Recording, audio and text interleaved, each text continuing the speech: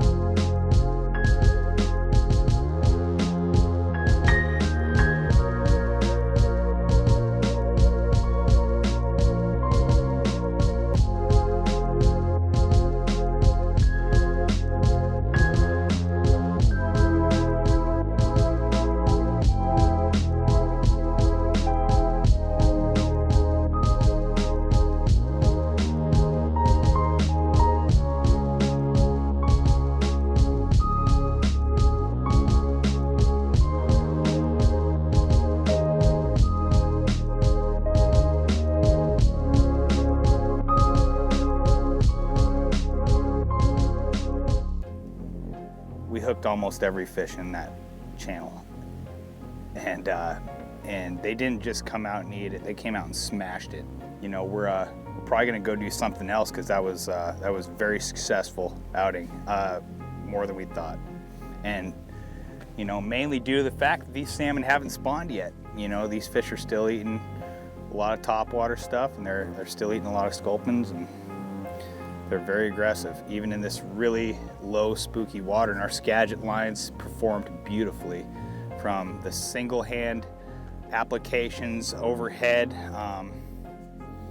You know, your water loading, sustained anchor casts, our Skagit heads performed beautifully, and they're doing exactly what we thought they would do, from nymphed to pulling mice across the surface to stripping sculpins out of snag banks. It's top notch, and we have something special.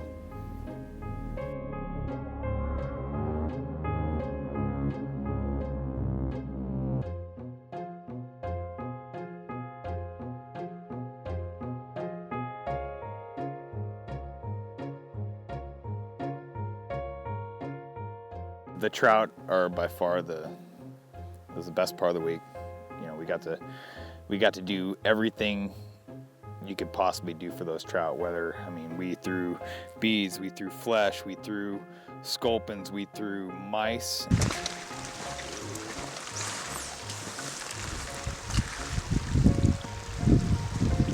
Oh yeah. Yep. Nice. Yeah. Oh. Oh. My heart is broken. We all know what it feels like. Today we, as a group, decided to go up and get into some side channels. It was a really windy day, so the guides here at Alaska West took us into one of their secluded side channels, and we decided, since the salmon really haven't shown up in force, that we were gonna go throw some sculpins and throw some mice. A lot of action on the mouse today. We had a lot of fish eat and a lot of fish come off.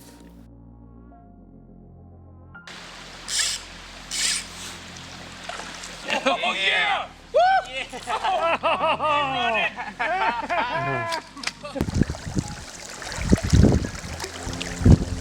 Yeah! Hey, look at the hook on the thing.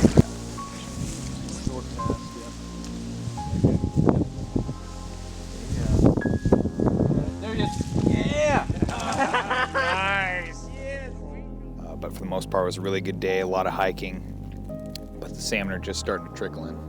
Today was a perfect proving ground for our lines, and so we were using a 7.5 foot 4-weight with a floating line, probably 175 grain, and it was awesome as far as back casting or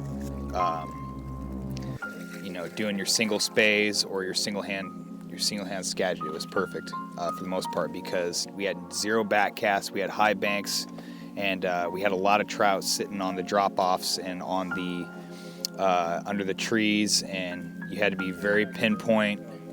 And luckily we had a lot of trout that were really aggressive today, and it's early enough in the season where they were looking up instead of looking for eggs dropping. So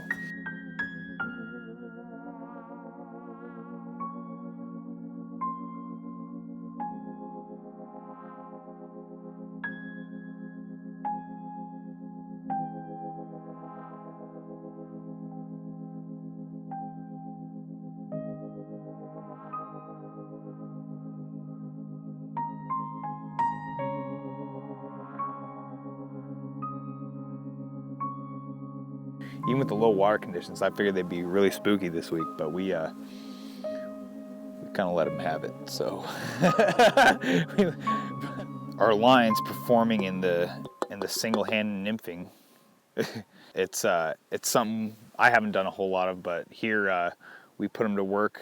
We did a lot of low bowing, which is going to the lower river and fishing for rainbows using nymphing techniques, and it was awesome. Come on, who's coming out? Who's coming out? Come on, baby.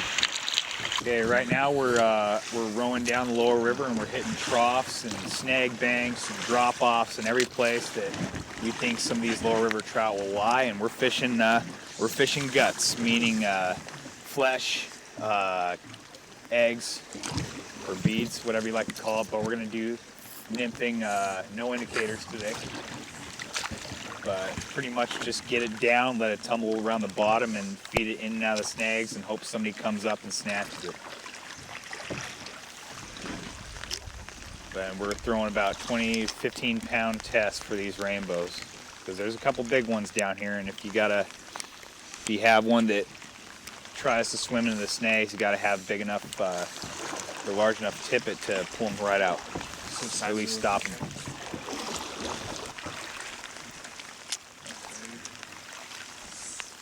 Dropping right there. God, living on the edge with that one. Yep.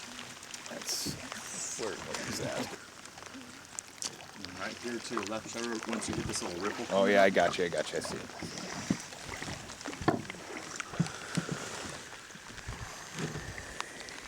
Okay, now switch here.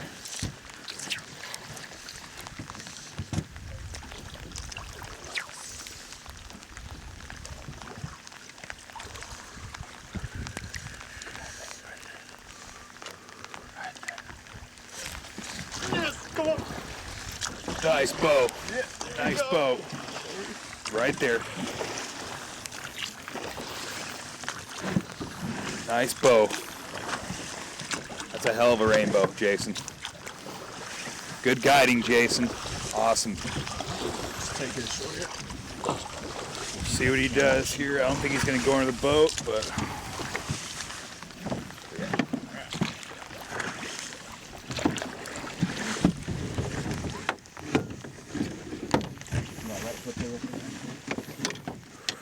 It's going to hold him.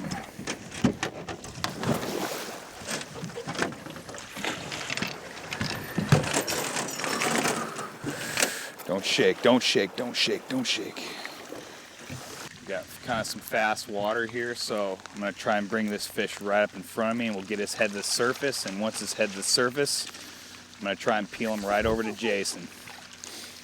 But he ain't cooperating.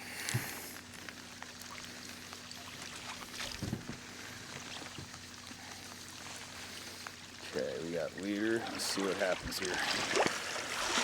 Wait. Yeah, he's a little green. A little green. Come on, buddy. Yeah, he didn't like that at all.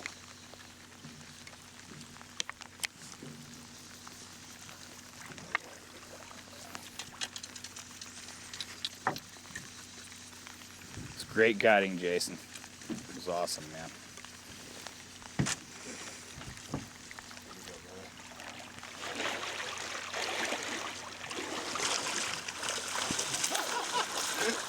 Dude, where's your king net? Holy smokes, dude. Yeah. Yeah. Look at it. Going on him. Yeah. Yeah, that's a beautiful fish. This is quality. We are definitely looking for a quality experience, and this fish right here is pretty flawless, man.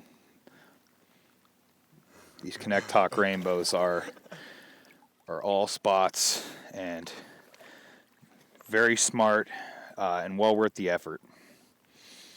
And of all the fish on this river that I've missed, this is definitely the fish I came back for right here. This exact fish. We're always hunting for big ones, but the 20, 22-inch fish, the footballs with the really big wrists, these thick wrists right here, they're fantastic fish, and they always fight. They fight hard. Oh man, he's gone. Don't go that way. Stellar. Awesome, man. Good job, Well dude. done, man. That's all you, buddy. It's all you. I used a regular dry line today after using our line yesterday, and Which made the tennis noises necessary. yeah, which made the tennis noises necessary. But I would be using 2 pieces of split shot. I mean, I go super heavy. I go a number 3 and maybe number 5 on there, and roll casting it or spay casting it was really easy. And I'm not going to go back to a dry line. There's no need. I mean, that thing roll casts so easy, and you saw our small side channel thing. If I got to go overhand, I'm going to go overhand. It's a very capable line. It performed beautifully this week. And rolling heavy weight and heavy flies and being able to manipulate your line and get that fly down to the bottom where it needs to be to catch those trout. We Mended incredibly easy for a fat line. That was very impressive. exactly. Very impressive. You know, it took a lot of work out of the game for the most part. I mean, sure. we could fish really effectively with very short movements. You know, we could still keep everything in the slot without having to pull up and make a few different false casts. You really brought that thing close to the surface and then just rolled it back into your slot. You know, it was great. One quick little bend and in she went. Yeah, with 2 thumbs up.